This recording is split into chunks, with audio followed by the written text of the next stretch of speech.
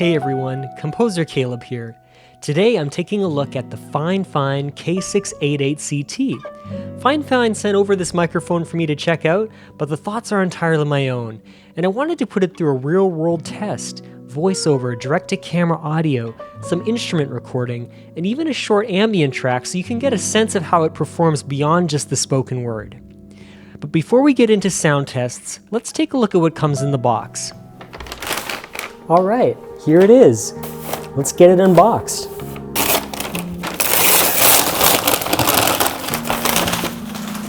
Alright, let's see what's inside. So we see we've got the microphone. Really nice fuzzy cover here on the mic. The microphone arm. And we have a clamp. And we have a USB-C to USB-A cable, but it also has an adapter. So it's a C to C with an A adapter.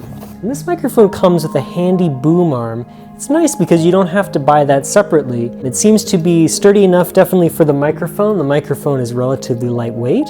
In my case, my studio desk here is custom and it doesn't really have the traditional lip that I would use to mount a microphone stand like this onto, but I actually have this nice ledge here on my piano. We'll put it in a pretty good spot for talking when I'm sitting at my desk, but also I could swing it around and maybe do some interesting piano recording or doing vocals or voiceovers when I'm needing to do piano-based videos. Alright, so that's what's included. Let's start with the build. It actually feels pretty solid for the price point. This included arm and stand that it comes with has a nice big C-clamp which can attach onto a lot of different types of surfaces, and I appreciate that because I can attach it to my piano or my desk without having to worry about stability. It's not the strongest mount I've ever used, and some angles definitely take a little bit of creativity to make it work, but it does the job well enough.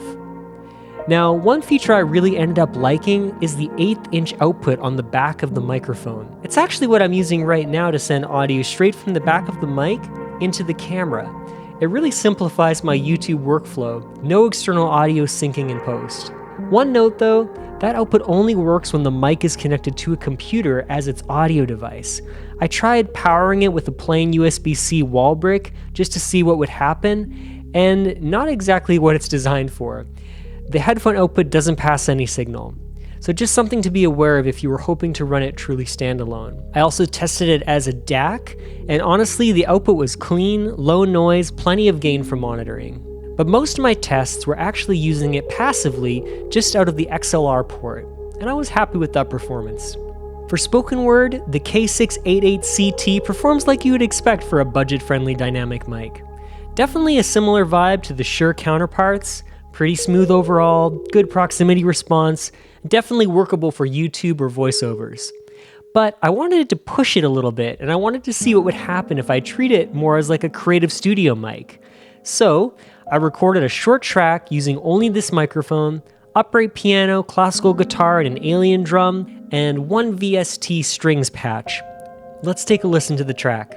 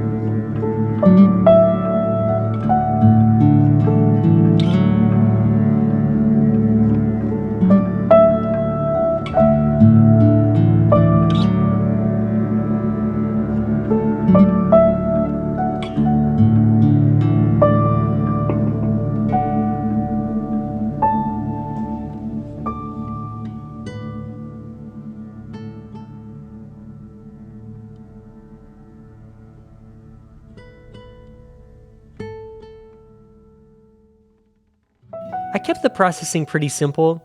You can see I used the liquid granular plugin to create this delayed pad effect with the acoustic guitar, and then I used a little bit of space delay to give it a little bit of extra space and texture.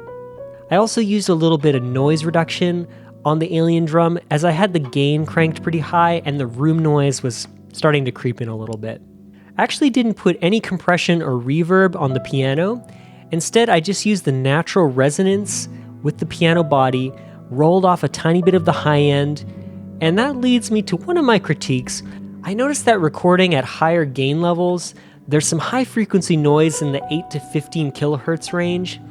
You know, it's not unusual for mics in this price bracket, and honestly, a gentle low pass filter tucks it away without too much trouble, though the trade-off is a bit of presence.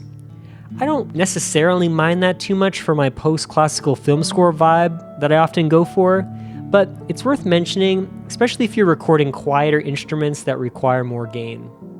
So, after spending some time with the FIFINE K688CT, here's where I land. For the price, which is at the time of recording right around $80 US, this is a solid microphone. Spoken word is definitely a strong suit, and the analog output plus the USB-C connectivity and XLR connectivity make it a really flexible option. And as a studio mic, it totally works. You just have to keep gain staging in mind, because again, pushing that brings in the high frequency noise. But it's not unique to FIFINE, a lot of budget mics have this similarity. What I appreciated is that once I shaped the tone a bit and applied a low pass, the mic sat surprisingly well in ambient post-classical music. So it's not really about whether a mic is good enough or high quality enough, it's about using what you have creatively. And overall, I enjoyed using it. I think it actually delivers a pretty good value, and I'd recommend it if you're looking for an affordable dynamic mic that can cover dialogue and light musical work. Big thanks to FIFINE for sending this mic over for review. I really appreciate it. And if you're thinking of picking this microphone up, I left an affiliate link down in the description. If you found this helpful or want to hear more about my film composing and sound experiments, feel free to stick around the channel. Thanks so much for listening, and I'll see you in the next one.